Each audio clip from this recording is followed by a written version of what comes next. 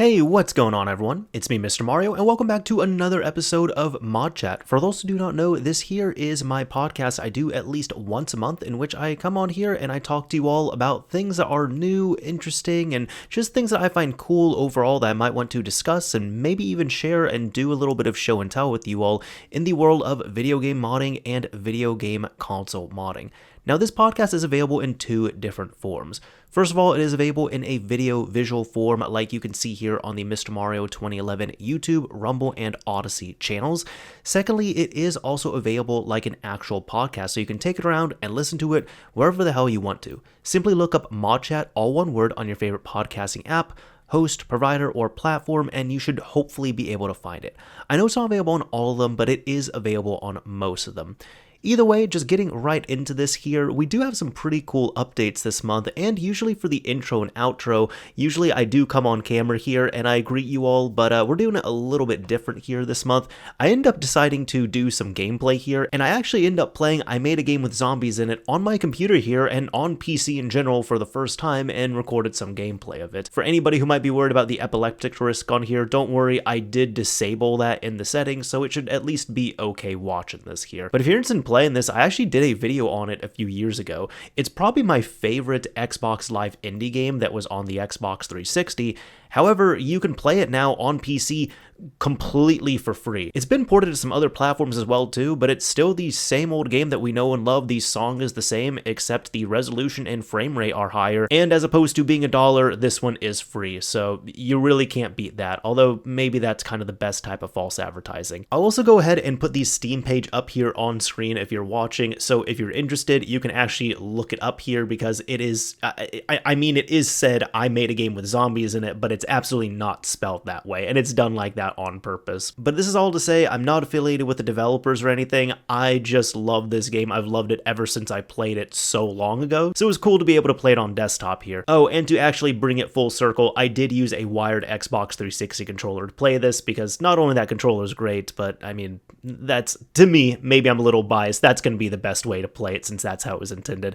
Either way, let's go ahead and actually jump into the topics here because we do have some interesting stuff to talk about this month. This first one here ended up being some pretty big news for the Switch scene, and if you're not familiar with this here, well, we can just go ahead and read this. Now, in short, really what you need to know is the premier custom firmware, and really the only custom firmware that people use for the most part on the Switch, is Atmosphere, and it's primarily developed by SciresM. It's been developed for several years. There's many people who contribute to it regularly, but he is the main developer of it. However, he ended up dropping this just here over on GitHub, saying that he is retiring, and I'll just go ahead and read this out loud here. Zooming in and reading this directly here, it states, "Hey all, I wanted to let you know that I'm planning on retiring from work in the public hacking scene. Atmosphere and my work on the Switch have been an enormous labor of love for me for the past 8.5 years, and it's been an honor for me to dedicate so much of my life towards this kind of work. That said, I am getting older. I find myself with less time to dedicate towards it, more responsibilities, and a changing personal life. Particularly with my hoping to have kids in a foreseeable time horizon, I'm thinking I have to reevaluate how much time I can spend on hobby projects. I have the kind of personality that doesn't want to put in only a little work. I think that less than a full retirement would likely lead to no actual changes in the time I put in. I've truly appreciated getting to work with so many talented people, many of whom have been close friends for so many years, and I appreciate everyone's understanding as I try to transition to the next phase of my life. With all my love, SciresM." Now, he ended up saying it here first, and I really doubt he's going to be listening, but I did wish him well, and to SciresM, seriously, thank you for everything you've done. It's been immaculate, it's been awesome. Just so many impressive feats have been done by this guy here, so I think he's really earned his retirement, and I think it also comes at a pretty decent time as well, too. Now, even just to discuss this here, there's been many people who have been overwhelmingly positive about this and have really wished him well, which is really awesome to see. However, there's also been some people who have speculated a few things, and I guess with that I could say that the Atmosphere project is still out there, so it's not like he had to take it down. I should actually go to the main GitHub page here. You can look at some of the stuff he's done here because he's also done a lot for the Pokemon scene as well as the 3DS scene, where, for example, pretty much every single 3DS that's been modified is definitely running Boot 9 Strap on it. The only ones modified which are not running Boot 9 Strap are just using typically an outdated solution on there, and they just need to be updated to this. You can see here, however, that the main home and account, I suppose you can say Atmosphere NX for the Atmosphere project that we all know and love, is still up and running with no issue, and even over here, Atmosphere itself, it is still smooth sailing over here. You can see that the GitHub repository is still up and running. It is not even in read-only mode. There is still some active work that's being done on here too. Hexkeys, for example, ended up merging a pull request, so it doesn't look like this project is going to be abandoned, especially because, I mean, this is all open source as well too. But from what I see, and this is my own personal opinion I'm putting into here, I do believe he's left at a pretty good time. At least he feels like it. You see, I know he has said that before, where when the Switch 2 came out, he said that he was still going to be working on Atmosphere, but he didn't have any intentions to work directly on the Switch 2. He was going to mess around with a few Switch 2 things as they came out, but he really didn't want to support another system for another generation, so he really just wanted to stick to the original Switch. I also think this comes at a good time here, because if we look at some of the releases, it was one of them that I ended up talking about recently. Let me see the change. Here we go. It was in December when Atmosphere 1.10.1 came out. This is the one where, if you missed this one, I had talked about this here, but this is the one that required you to really use recompiled or freshly compiled or new builds of your homebrew, because there were some changes to the underlying 21.0.0, or I guess 21.1.0 official system firmware, which ended up making pretty much all of the previous homebrew unusable, or usable to a point where you could use it for a bit, but it would end up crashing. And I discussed it in a previous episode before, but you could see here that yes, all homebrew software may need to be recompiled with the latest libnx, and it says that Nintendo broke the userland to kernel TLS ABI in 21.0.0 by writing to previously reserved space. Now this ended up getting fixed here within libnx, and they even said here that libnx has been updated so that its reserved space matches Nintendo's now. This particular issue can never occur again, even if Nintendo touches more reserved space. Going back to his gist page here, this one was on firmware 17.0.0, which was a while ago, and I also covered this here as well too, but this was when Nintendo ended up changing how they manage their saves. And in short here, the problem was some people are finding that upon updating to 17, their consoles are getting a black screen and refusing to boot further.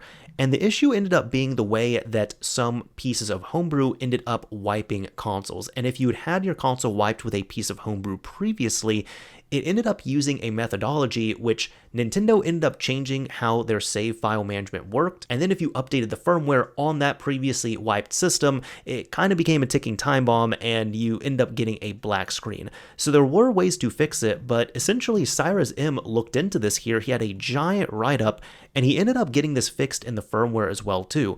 Really the fix ended up being, if you are one of those people with a really old outdated system, you're not sure about it, the fix ended up being update Atmosphere first and then run Atmosphere on both your emunand as well as your sysmmc, or I guess emummc as well. But as long as you run it on both sides, mainly the sysmmc, just run Atmosphere successfully one time. As long as you're able to do that before you update your actual firmware, it will fix the issue. So the reason why I'm bringing this up is because there's been some pretty big changes and pretty big stopgaps and pretty big issues that have happened.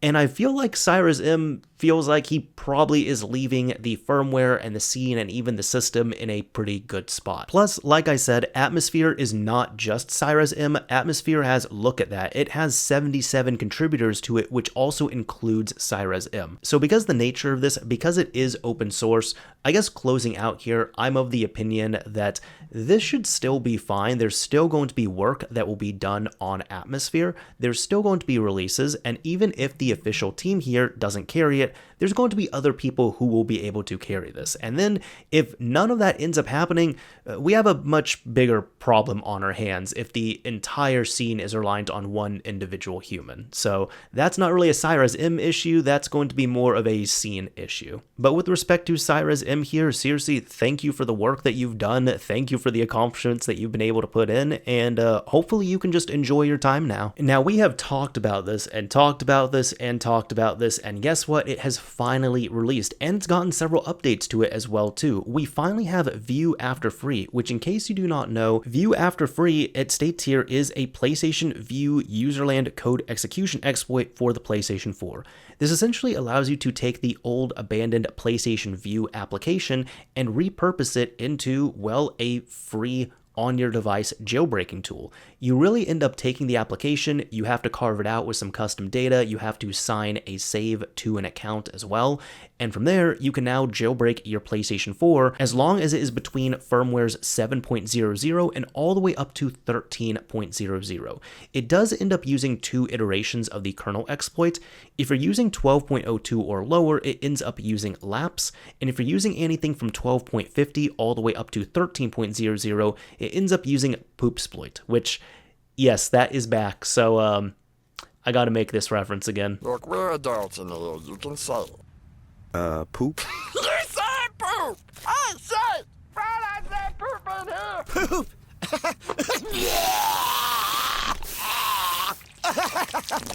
Now, it did initially have a rough start right when it released. You see, when they were working on this, they end up dropping it a little earlier than anticipated because the lap setup was perfectly fine. That was working fine. There was no issues there or minimal issues, but the issue was with poopsploit, or the net control kernel exploit.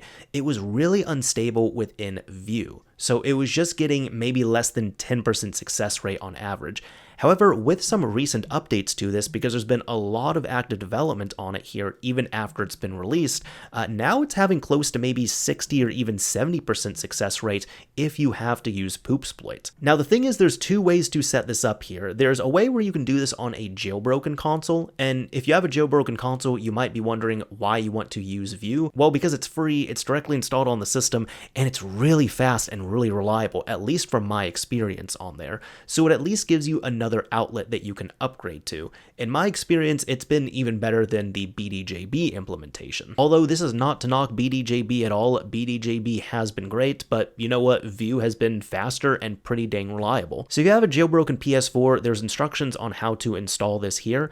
However, the big thing that's probably going to hang up some people is that if you do not have a jailbroken PS4, let's say you have a PS4 on 13.00 firmware and you don't have access to any other jailbreak aside from Vue, you do have to wipe your system, and that is because there is a way that you can install this using a system backup. It's really easy to do, but it does wipe your system completely, so any saves and captures you'd have to back up on there. Some people might be wondering if they can back up their entire system and then restore the Vue backup and then restore their original backup, and no, you can't. Just because of the way it works, when you go through the process, the system goes in, it deactivates any activated accounts that you have, and then it asks you if you want to continue on. If you say yes, it ends up wiping your system in the process, and then it ends up restoring the backup. So what I mean by this is every time you restore a backup, it wipes the system first, and then it restores from backup. So there's no way you can keep your existing files and still put a backup on top of that. Just not how that works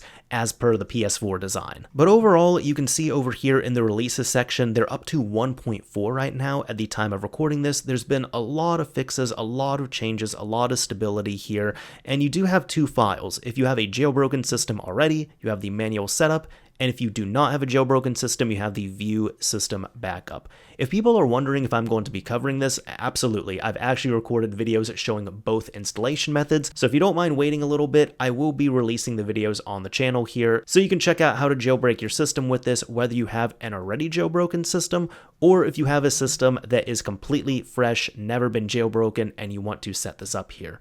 But overall, Vue After Free has been pretty solid. Now, one interesting development that came from EarthOnion, kind of out of some, not necessarily necessity, but more of an improvement for Vue After Free, end up being this NP fake sign-in right here. Now, if you don't know what this is here, this is an ELF file, so this is a payload you can run on the PS4 or the PS5, but it even shows right here, this is an ELF payload for PS4, PS5 that fakes PSN sign-in for the foreground user by writing NP files and patching registry shellcore state.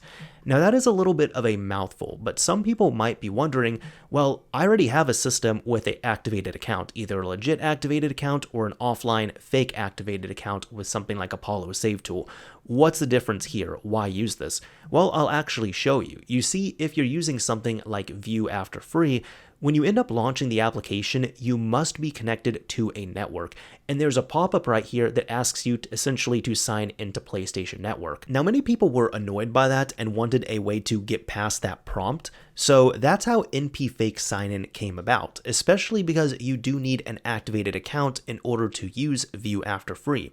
However, it turned out that when looking for this, from what I know, EarthOnion ended up finding a better method to really improve the existing activation, because you can take an account on the PS4 and you can do an offline activation, but if you don't have it set to be signed in, it does introduce some other issues, such as the one that I just outlined. They even state here in how it works. It checks the foreground user's activation status, aborts if account ID is 0, it patches the config.dat and account.dat templates with the user's account info, it then writes NP files being auth, account, token, and config.dat to the user's home directory, it sets the registry keys for sign-in state, so a sign-in flag, birthday, account ID, etc., and then it patches shell core process memory to update the user content. And the result of that is, well, we have a better form of activation that also shows an account is signed in, and we're able to improve in that in certain ways, such as, well, not having this prompt show up if you're going to be using Vue After free.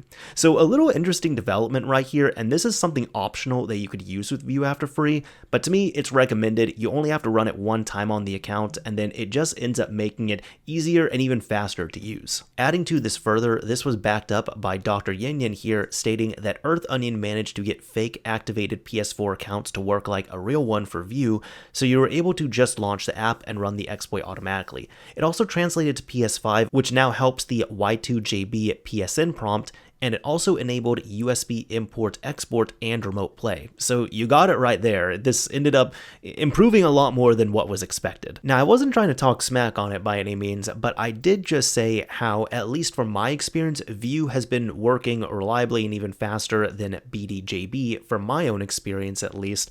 But some people might be wondering if BDJB is dead, which I will say no. I personally didn't think it was dead on here. There's still great usage for it. Plus, you have to keep in mind with Vue After free, you are required to have a network connection. It doesn't necessarily need to be an internet connection, but you do need a network connection available. And there's some people who they just don't want to, or they can't have their system connected to a network all the time. So that way, having the ability to do something like burn a Blu-ray disc and within 2 minutes have a jailbreaking tool available is pretty invaluable. But I'm kind of cross-posting this from Brutal Sam here, because they end up taking some screenshots from 15432, who not only worked on the last BDJB implementation and release, but they're also an extremely familiar face in the Xbox 360 scene. You can look into RGH3 to see more about that. And looking at this photo, 15432 had said, well, since the new firmware is out and we can finally see the fixes they made for Gajina's report, it looks like BDJB update is coming with 13.00 support. I sent ISO for tests. Probably that bug would also unlock BDJB plus Poopsploit for PS5 up to 12.00, but we'll see. That image worked only on 13.04 and got privileged execution. I messed up the path in a wrong way. I'll try again soon. For now, we have user mode exploit for 13.04, but not 13.00. So we'll see what's happening. I'm going to put in my own opinion here, but I will tell people if you cannot use Vue or if you want an alternative, we're more than likely going to see BDJB for 13.00, an implementation of that. The reason why I say that is because we've actually already seen it. It was actually a few months ago on ModChat here, I ended up showing Gajina, who had tweeted a video and showed that they had an implementation of BDJB working on 13.00. Now they did disclose it, so that's the thing. It got disclosed to Sony, they've been paid out for the report, or they're in the process of getting paid out, but it does exist. So we'll see what happens, but that's all to say this is far from the end of BDJB. Now, in some very quick PS5 news, Gajina, speaking of them, end up saying, I guess Sony patched Y2JB at 12.60, and this is the reason for it. They say Netflix is also patched. They blocked all media apps license, now requiring PSN to get license. So that's what was happening for several of these new entry points. We'd seen it, of course, with the YouTube application. We've just seen it now with the PlayStation Vue application. We're also seeing it with Netflix, with the Netflix and Hack as well. But now it looks like they are requiring PSN to get that license, as they state here. So that was Sony's workaround for this, or I suppose the fix on there. Just a little piece of information for you all to know, for anybody who might be expecting a higher firmware version of like Y2JB or Netflix and Hack. Now here's also another thing that has been really highly hyped up here. We finally end up seeing the actual release of qCFW as well as BadWDSD. However, there's been a little change here where it's temporarily been removed. I'll talk more on this. However, this was posted last month by STL Cards WS over on PSX Place, stating the evolution of the PlayStation 3 exploit rides high in 2026. In early mid-2025, we seen developer and researcher AOMSIN2526 show us a hardware exploit that provided some additional power to PS3 HIN with the disclosure of the bad HTAB hardware exploit. The hardware exploit was soon replaced with another hardware exploit, also from AOMSIN2526, that we know as BadWDSD. While bad HTAB provided some additional functionality to PS3 HIN like overclocking and Linux support, BadWDSD would prove to be the better foundation needed for what would become the next phase of the overall project. And I do remember this. In short, bad HTAB ended up taking an old exploit that was found but was never fully explored by GeoHot, like George Hotz, like that GeoHot of all people, and it was brought back onto the PS3 in modern day. The problem was it was a hardware installation, much like BadWDSD, but the success rate of getting it to work was like less than 10% per boot.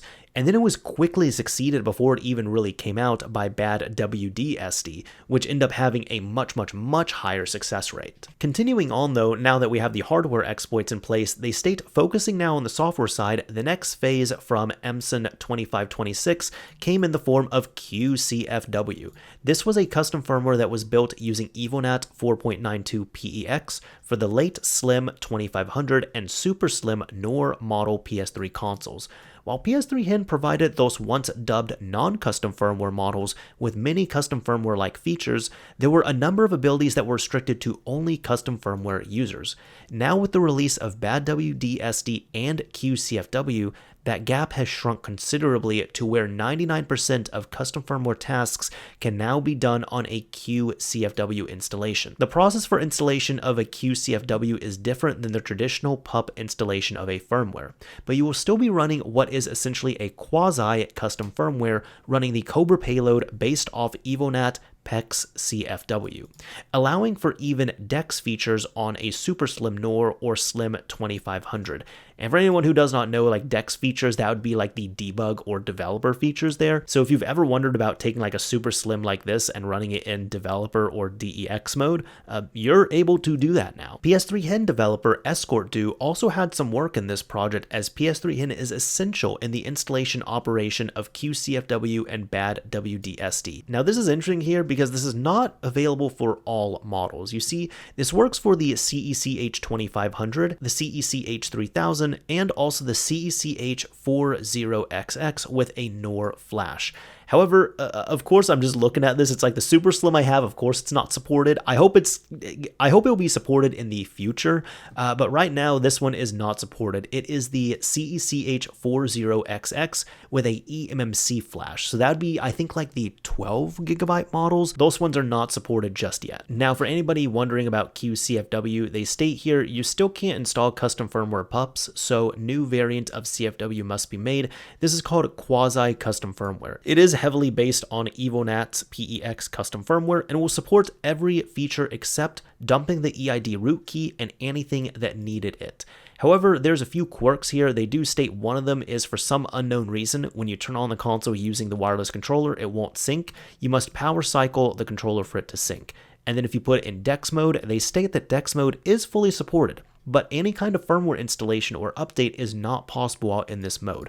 This means if you somehow need to reinstall the firmware such as a corrupted HDD, you are stuck. To recover, use the bank select pin on the mod chip to go back to official firmware. And this here with the mod chip is interesting because if you do not know, this is the one where it ends up using a Raspberry Pi Pico or RP2040 you essentially take that, you flash the firmware over, and then you solder it in, and that's how you get your mod chip that way for just a few dollars, which is pretty cool. They do have installation instructions right here, which essentially goes through, you need to make sure you have the latest PS3 HIN available, and there's two things you need to install. Once you have it all set up, there is qCFW options, and you need to install Stage X, and once you install that, you need to then install the mod chip. After you install the mod chip, you can then boot up your system, and from there you can go into that same menu, and then you can actually install qCFW. Like I said, there's a lot of information on this here. The only thing is, if you all are wondering why I'm not showing like images or anything, there's some code there. It looks like the image embeds unfortunately are broken on this page here, but we do have the GitHub repository right here, so we can check this out. This is from Omson2526's account here, and this is of course BadWDSD, the official repo for it, so it is officially released. However, they do state here files have been temporarily removed, so we can even look at the releases here because I do want to cover this here. You could see that they currently have a test one available, so they do have the qCFW file here, and this one though is intended for users with a hardware flasher and no BT use case at PSX Place form only, and there is a thread about that. But for the actual official release, you could see here that they did end up taking down the files. So if you're wondering if this has been like released and then unreleased, it was done for good reason. Back over on PSX Place, they actually end up covering it here. So this is from February 11th, and we can check out this post, but Omson ended up saying, I temporarily removed qCFW files from GitHub. It seems there is a very critical problem that must be fixed. I still can't reproduce it myself, but I removed it just in case. And then when STL cards end up asking about it, they came back and said some users, very few, said that sometimes qCFW will randomly reboot itself to recovery mode. System cannot be run correctly. If they just reboot, it will work as normal. But if the user tries to reinstall firmware while on that screen, it will brick. qCFW should be 100% stable. Such random reboot should never happen. Crazier part is the brick part. This made no sense in any way, since firmware updater is identical to safe mode and XMB. I also install firmware on recovery mode myself. That is how downgrading is done in early days before we are able to enter safe mode. And I update the firmware this way countless of times. No such bricks happen, even people in the group. I would say that's probably testers and developers then. Since I can't reproduce the problem myself, I can only guess what I can do.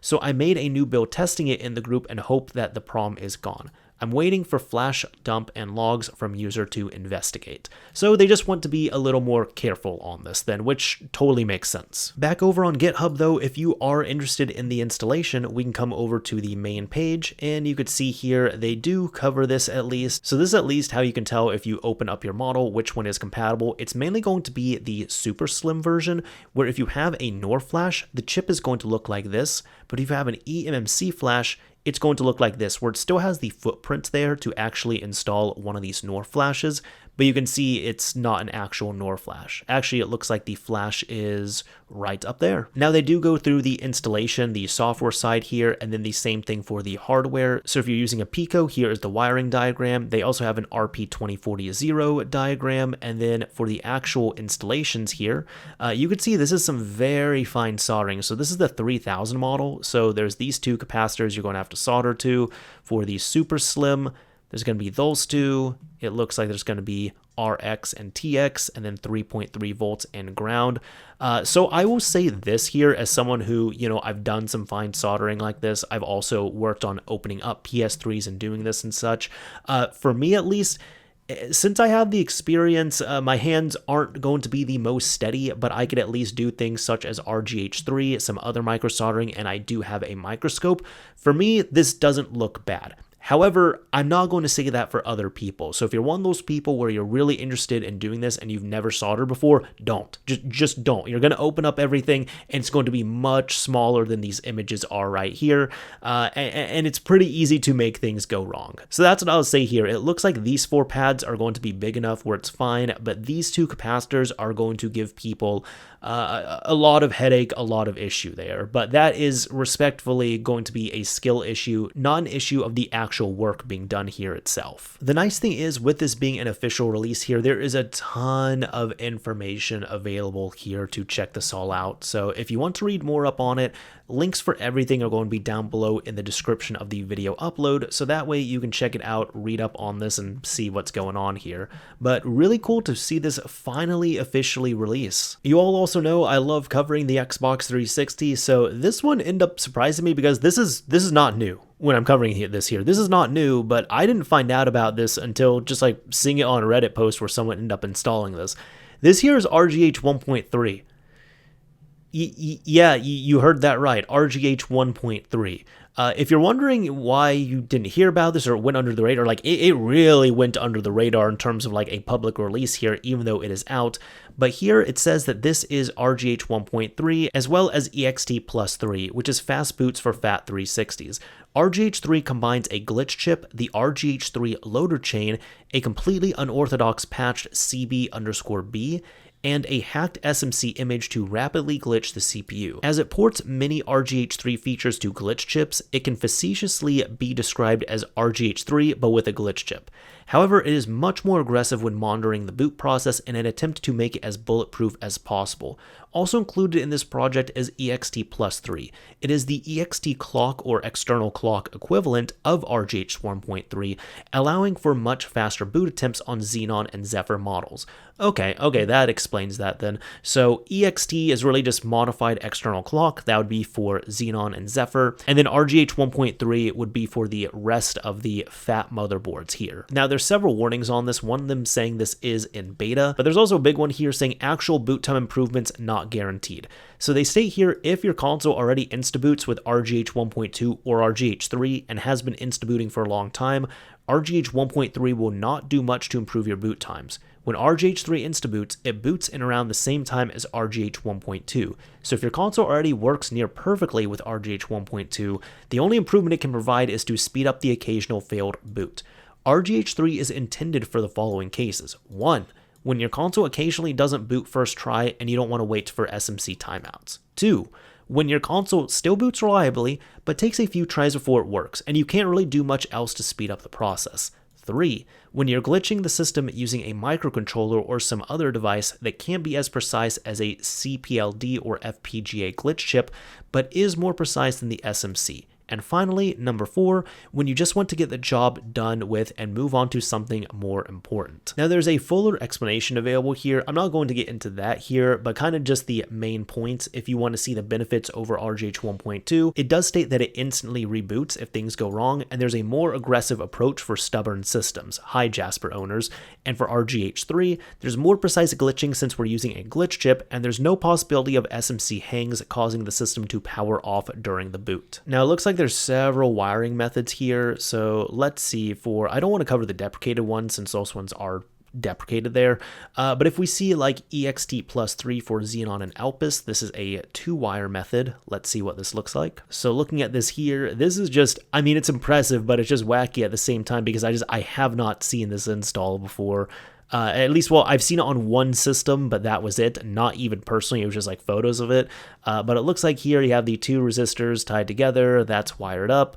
You have this here. So really, if you're looking at this and you're wondering like, wow, this is a lot more work than a standard RGH, it kind of is. Yeah, like there's going to be extra work on here, and really even some of the consensus I've seen has been it's cool to mess around with, try out, but really unless you have a particularly stubborn system, you don't necessarily have to go with this. So we have that one there. If I go back to the main repository here, let's look at some of the other ones. This one is actually EXT Plus 3 for, let's see, Falcon and Jasper. Unfortunately, there's no diagrams on here, so I can't quite show this one. And it looks like here is RGH 1.3 for Falcon and Jasper systems. So if you look at this here, yeah, it looks like Okay, yep, I've had to use that before. The standby clock is up at the top here. They say the shields are grounded. And then the bottom is where you're going to see more of this. So this one, a bridge base to emitter, that's where you actually have to wire this up here. You've got another one here, the PLL bypass. This ends up using multiple post points on here.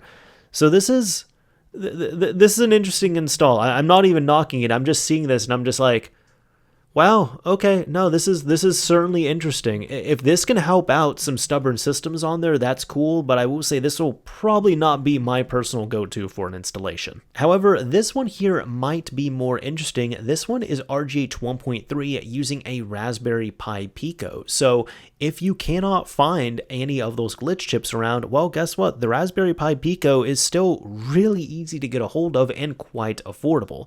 So it shows all the things that you're going to need here. It has the firmware that you need to flash over as well too, as well as some warnings over like a voltage spike of doom here, it says. So part of this is really just showing like the process with these two diodes here, getting that wired up. Here you have another wiring diagram of the actual chip itself once you get it flashed over. If you're using an RP2040, this one looks a little different there.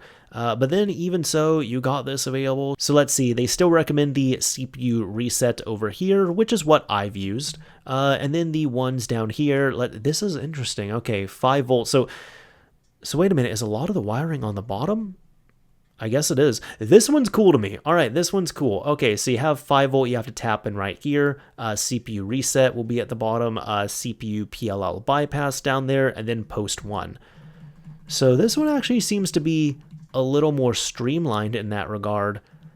And I would say this would probably be the one. If you're one to do RGH 1.3 with a Raspberry Pi Pico, this would probably be the one to pay a little more attention to. This one's interesting to me. Either way, there's tons of really awesome information on this here. I'm not going to get into everything. This is really if you want to read up on this yourself and check it out here. But maybe one of the last things here, there's a few other questions here. So awesome, when Slim support? Shrug. No, seriously, when Slim support, RGH3 already reliably instaboots Slims. There's not much need to convert this code to Slims. One cool thing with this is that you are able to get the front ring of light LEDs to blink to the glitching process here. So if you want to get those on RGH3, they state here they're really not going to do it on Slims, but for FATs it is possible to do. They don't support dual NAND support just yet, but they also don't really see the need to have dual NANDs these days. And for the last bits here, with people wondering why you might want this here when, for example, RGH 1.2 works, they state here, in professional software development, we focus on valid use cases and reliability, not the works for me mentality and sneering elitism that makes a 360 scene suck so much. If you are a professional modder, then please get a real job. And by that, I mean a job where you actually have to work with team members and have a boss, and where you have to collaborate with all of them in order to keep your position and pay the bills. Then we'll see how far that attitude gets you in real life. Pretty accurate.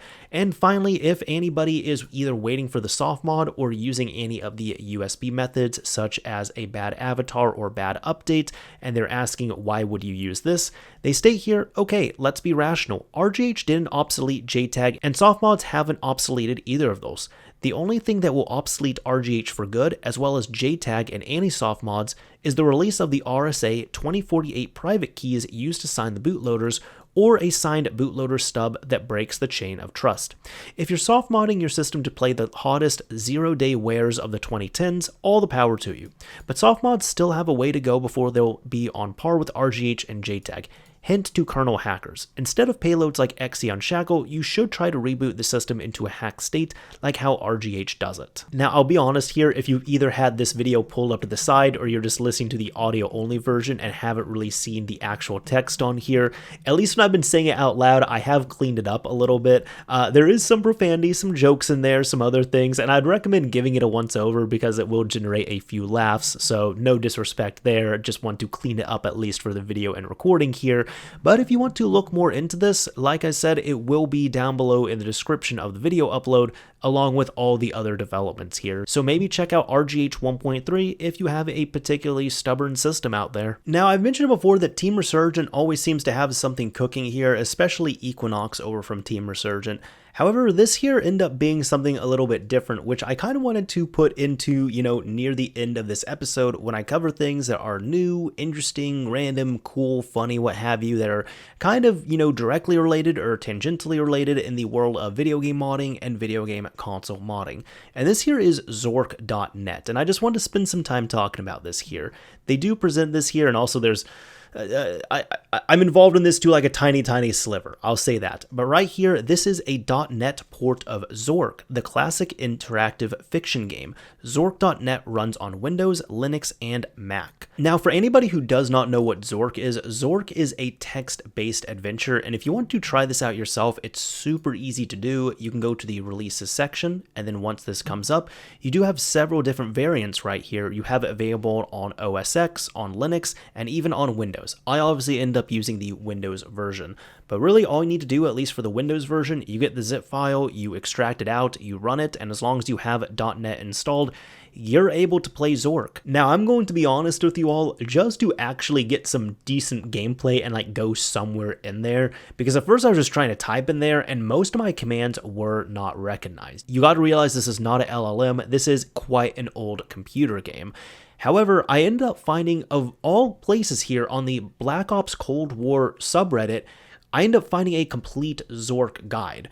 And this, funny enough, ended up being the most exposure I had to Zork before, at least directly, because for those who don't know, I actually didn't even know it was in Cold War. I had no idea. This is news to me as of like the day I'm filming this.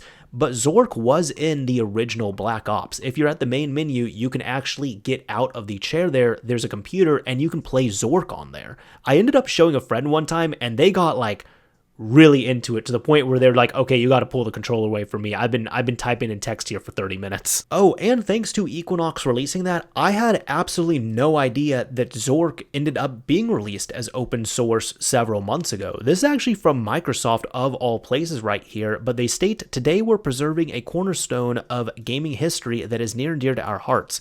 Together, Microsoft's open source programs office, Team Xbox, and Activision are making Zork 1, Zork 2, and Zork 3 available under the MIT license. Our goal is simple, to place historically important code in the hands of students, teachers, and developers so they can study it, learn from it, and perhaps most importantly, play it. So they do have a Zork 1 GitHub repository that they're linking to there. They do have a lot more information on this as well too. But like I said, I didn't realize, apparently this happened several months ago. I did not realize that Microsoft themselves ended up open sourcing Zork, which is how we got this. Now I hinted at something at the beginning of this here, and y'all might be wondering what I might have to do with this. Well, Equinox ended up shouting me out here saying, thanks to Mr. Mario 2011 for nagging for a port. Hey, I didn't nag for it, but he said here a version for Xbox Original is coming soon. To clarify on that one a little bit, he ended up showing me a project that he's working on for the original Xbox, and I made a comment of something like, hey, wow, that reminds me of Zork. And I just gotta give Equinox a big shout out and respect here. I kid you all not, that's all I said. I essentially said, wow, like this thing you're working on reminds me of Zork. Maybe like Zork could be playable in there.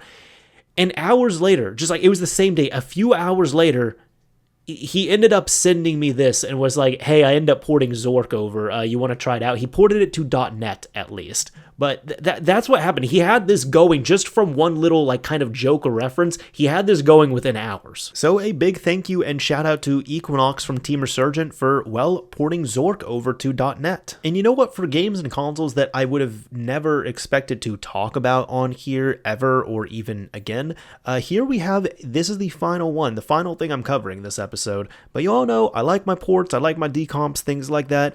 But this here is Raiders 2600. This is from developer Joshua N. Walker, and this here is Raiders of the Lost Ark Atari 2600 reverse engineered source. This originally came out in 1982. It was originally designed by the great Howard Scott Warshaw, and then disassembly and analysis was done by Hal Kuhn, which is, well, the person who ended up uploading this here. They state that this repository contains the fully reverse engineered and commented source code for the Atari 2600 classic Raiders of the Lost Ark. They do have instructions on the actual project structure, how to build and run this right here, as well as some technical documentation, which you can go over as well.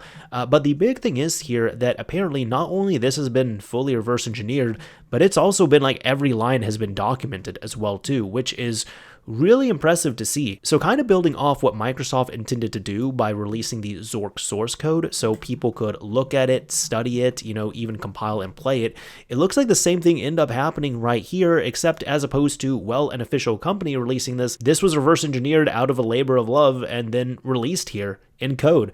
If we start seeing Raiders 2600 ports on all these different systems, that'd be pretty cool. I guess we'll just have to wait and see what happens. Either way, that is about it for this episode of ModChat. Hopefully you all enjoyed it. Hopefully it was helpful. Hopefully it was entertaining in some way. And if it was any of those things, a like would be appreciated on the video. And if you didn't like it, that's totally fine. You can dislike the video as well too. Totally cool with that. However, when it comes down to this though, if you've never made it to the end of one of these episodes, well, welcome to the end of an episode of ModChat. For those who don't know, what I typically like to do is I like to pick a keyword or a key phrase that I'll use here, and that way if you use it in a comment on the video upload, as I go through the comments, and I do go through my comments, but as I go through the comments, I'll be able to tell which people end up making it to the end. So typically I do pick something off of my desk here, but I'm not going to do that because, well, one, I'm not on camera, and two, I ended up almost picking port for the word, but then I decided, no, maybe that might be a little generic here, but there's something we haven't really talked about at all. Let's go with ship. How about that? I was kind of thinking of that because, ships pull up to port, and also, Ship of Harkinian, other, projects that we've seen there.